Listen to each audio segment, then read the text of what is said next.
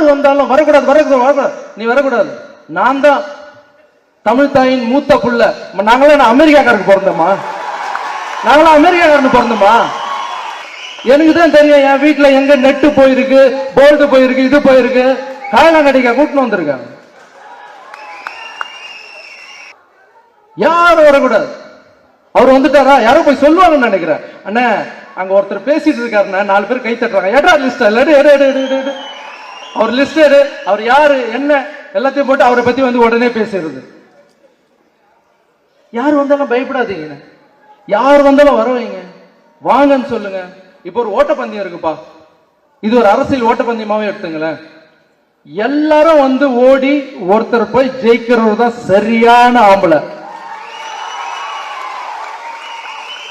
யாருமே ஓடவே கூடாது, நான் மட்டும் தான் ஓடி போய் ஜெயிப்பேன்னா அது என்ன இது?